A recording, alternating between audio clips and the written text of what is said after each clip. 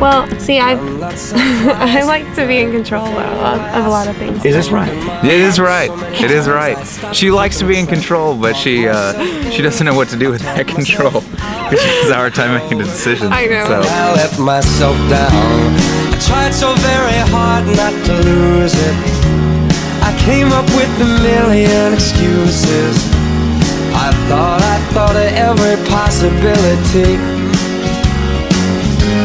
And I know someday that it'll all turn out. We were family friends, you know, like our families knew each other really well for a long time. My sister actually invited me to a game night, and he had come home from college. Yeah, I got back from college, and a couple months later we were having lots of game nights at my house, and then... Okay, so Ryan's here from college. She's way older than you, so don't even think about it. She came over, and she kind of came over a little bit early. They were doing a study upstairs, and so she was just sitting downstairs waiting with me and a couple guys, and I was like, who's this beautiful redhead? And I actually remember the moment that I looked through the little peephole in the door, and I was like, because I kind of have a thing for redheads anyway, so I was like, who's this? And opened the door, saw her, and she was just absolutely beautiful. And then she went upstairs, came back down, and just sat there, and then I just started talking to her, asking her questions. But when I met him, he was just so fun, and but I didn't even think about it because he was so old, and I was 17, and he was 23. Had no idea that our families had known each other for years. I didn't even recognize her, didn't even think anything of it. And my dad would have been like, no, which he was. He totally did not like it. Met you yet?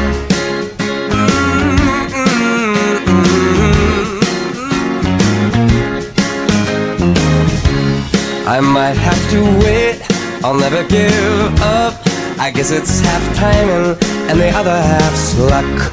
We hung out, hit it off, it was great, and a week later she came back, and I didn't hesitate to ask for her number. And we just started texting each other, and we knew that we couldn't really start anything really serious though, because of the age difference and everything. And She's, I mean, just fun. we didn't want to mess things up because our families had been like really close, you know. I think she thinks I was trying to pick up on her a little bit more, but really I was just fascinated with her. I just wanted to find out who this beautiful woman is. And then we just got together one day, and we went on a walk in the park, and then we went to Starbucks, and he just flat out told me, I like you, but you know, I don't know how this is gonna play out.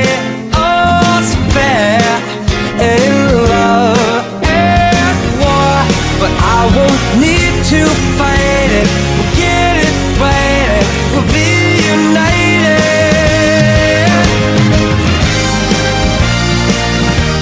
Our first date was January 5th. It was 2 days after she turned 18. I was legal finally.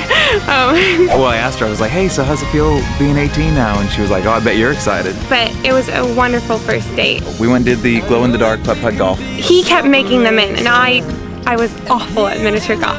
So he kept giving me kisses on the cheek to give me his, you know. I took her to the river walk in the Woodlands, and we kind of danced over there because they had the lights going and the music and everything by the fountain. And then we went to Olive Garden, which is her favorite restaurant. There, actually, he does something really cool. He gave, actually, my charm. She had a charm bracelet with only one charm on it.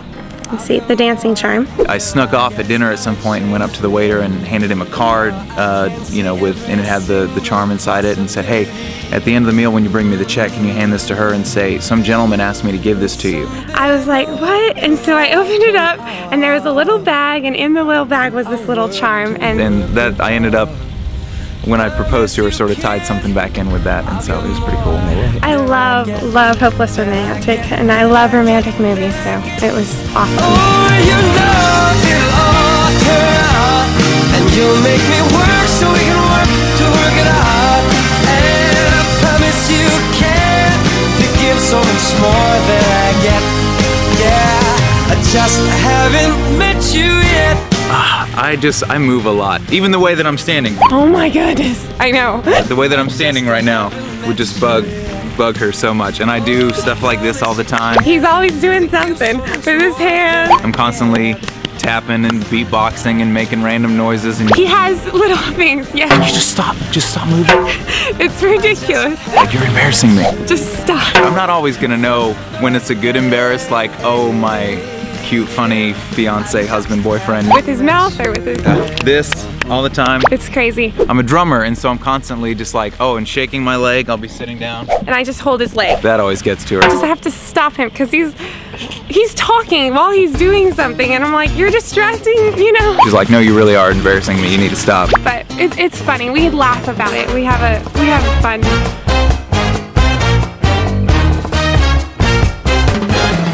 Now you can dance, every dance with the guy who gives you the eye. Let him hold you tight. And you can smile, every smile. I think a lot of people have told me that I maybe went over the top with it, but if there's one big romantic gesture I was ever gonna do for her, it was gonna be the proposal. Incredible. The perfect day. I'll remember it forever. I think what really made it perfect is that she had no idea. I had already started planning the wedding because I knew it was next year and things were booking up, so. And we knew that we were gonna get married. We were just waiting for my finances and everything to kind of roll together to be able to propose to her. And as far as she was concerned, I was several more months behind. But I knew that it wasn't that day because I it wasn't that day because my dad said, oh, well, he has to ask me first. Her dad, everybody, there were, I actually had maybe at least 100 people aware of the proposal and stuff. And all of them were able to keep it quiet, so that was probably the most amazing thing about it. We went horsebacking on Galveston Bay, which is actually something that I had been telling her for a couple of years that I was going to take her to do. It was only us and then the little tour guide, and she let us go sometimes and ride by ourselves. This was all proposal day, and so my goal was to make it such an amazing day. To where the whole time she's just wishing, man, I hope this could be the day, but knowing in her head that it won't be, so that there's no pressure over it, so that we really do get to just relax and enjoy each other's company. And then we went to Pleasure Pier. And rode a bunch of rides and did all this stuff. We actually went up on the swings. And then we took an antique photo. It was set in like the 30s, and I was a gangster with a Tommy gun. And then we had to stop at Starbucks to get changed, because we were all sweaty and gross, and so we had to go into Starbucks. I put a dress on, I was straightening my hair in the... We're headed to dinner, but we were about 45 minutes late. And so he was like kind of speeding in, and I doesn't really speed that much, so. That's when I started getting nervous, because I started stressing out going, oh my gosh, how is this gonna work out? But at the same time, I was like, you know what, God's got it. It was incredible. We had our own little booth, and our waiter was so sweet. I kept thinking, I was like, just thinking, oh, she's gonna figure this out, she's gonna figure that out. Because what restaurant is gonna hold your reservation for 45, 50 minutes, you know? Why is he doing this all like without proposing? Because I thought, this is the perfect day. I kept thinking like, this is perfect, just. As the meal's going, it was hysterical, and she thinks this is so funny because she didn't even notice, but I was scarfing down food because I'm like, we've got to hurry, because I had plans even after this. Yeah, I felt he was like nervous. This is the most expensive rushed meal I've ever had. I did notice he was kind of like trying to hurry us. And I was getting nervous because she kept looking at the basket that had the little hidden camera in it.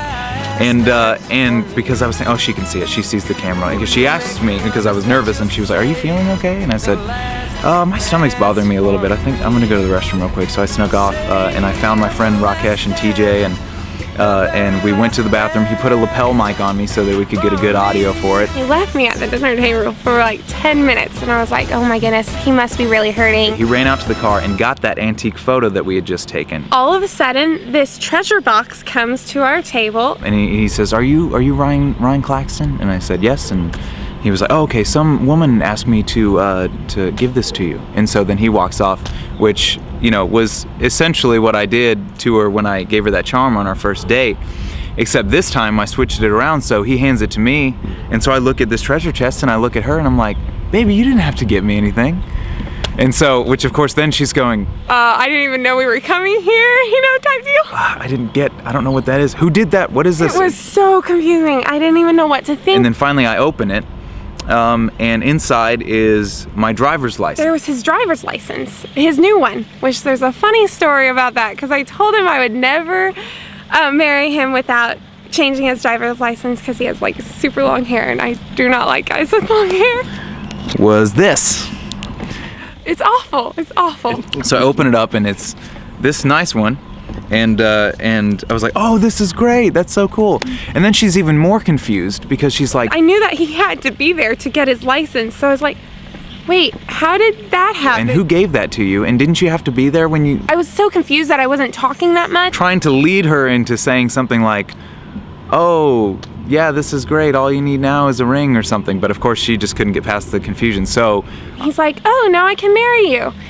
And at that thought, that moment, I was like, oh, great. This is like a promise to like, I'm gonna propose soon, but this is just to appease you, I guess, you know, till then. So then I opened up the box and I was like, so do you like this box? And she was like, yeah, it's nice. And I had put a false bottom in it that the license was sitting on. So then I pop out that bottom and underneath it was the ring box. And it was the Gordon's box, and he got out of the booth. That moment, tears just filled my eyes. I was shaking like crazy. Signaled to my filmmaking friends. They both rushed over with 2 different cameras. He's just saying this most romantic speech. What I didn't think was that long of a speech, but apparently it was an epically long speech. And so, but there was a lot of things I wanted to say. I can't wrap my head around what's going on. How I feel about her and about our relationship and about what I think God's done putting us together is just a beautiful, amazing miracle. It was me like shaking and like crying, And then I'm getting choked up trying to hold us together, and finally I proposed to her. I hadn't even officially showed her the ring yet, and I asked her the question. She says yes, runs out of the booth. and grabbed him and kissed him, and And then I said, oh, and I also got you a ring. So I got back down on a knee, pulled it out, and it was the exact ring that she wanted, that she knew was way out of my price range, but that was also a God thing, just totally worked out. I just fell apart. This is actually the ring that I wanted for so long. So that was just the proposal part. Then I said, well, I have another surprise for you. We get in the car, and I give her a box that was zebra, which is her favorite. And it had like a hot pink bow on it, which is also her favorite. She opens it, and There was things from like the first time we went to Chick-fil-A, there was this balloon artist, and the balloon was in there. And all these memories that, you know, flight tickets and playbills and... Then I drive her up to my church. We get there, there's nobody there, and I was in such a rush. And I kept telling her the reason I was in a rush was because I wasn't sure what time the security guard was going to lock it. But really, I was in a rush because... I really thought that he was just going to play me his song on the piano. We walk in, go into the sanctuary, and there are rose petals covering the floor of the whole sanctuary. Balloons were floating from the chairs, candles burning everywhere. We walk up, And photographers like taking pictures of us. a recording starts playing over the sound system of me singing The Way You Look Tonight, which is actually a song that she had asked me to record. And he took me on stage and we danced. It was beautiful. So then... Wait a minute, there's not more. No, there is. No, there's more. There's always more. I told her, I was like, well, hey, I said, after the song was over, I was like, I actually wrote a song for you that I wanted to sing to you. There's a big baby grand piano there, it's beautiful.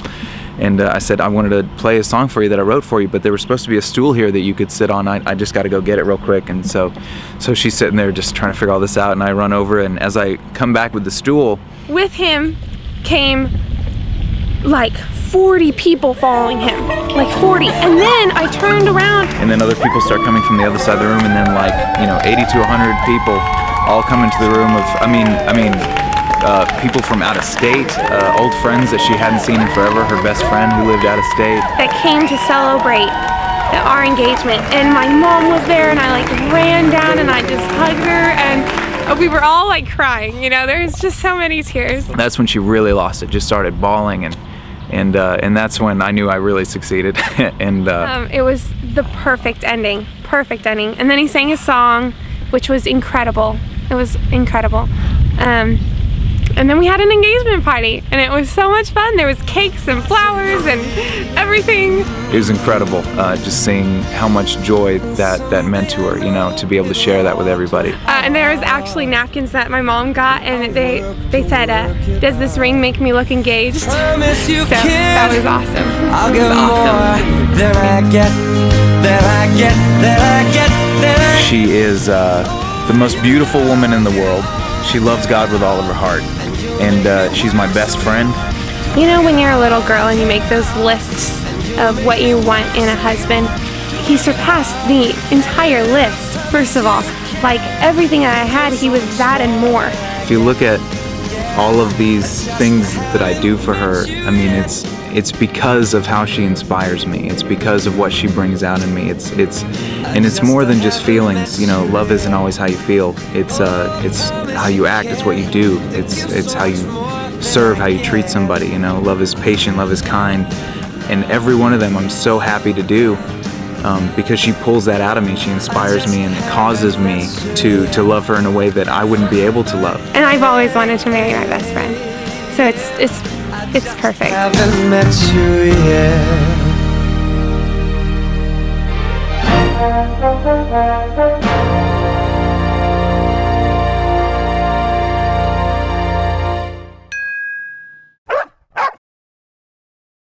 Who's the worst driver? No way. Yes. I'm sorry. You know you are. Hold on, I've never done this before, but how many tickets have you had? How many accidents have you been in? I cannot believe you're doing this. How many tickets have I had? Only Okay. one, and it was the stupidest one ever. Okay. Failure to dim headlights. That's not a real thing. I've never said it before. I cannot believe you pulled that card. I mean, what other card was there to pull? He wore a kilt to the Renaissance. I'm sorry. To the Renaissance Okay, Festival. but with sneakers. With sneakers. Yeah, they're saying that that the red-haired gene is dying out. That it eventually will be Dying. gone. All right. Which is awful. It's unfortunate. I have to keep it going. It's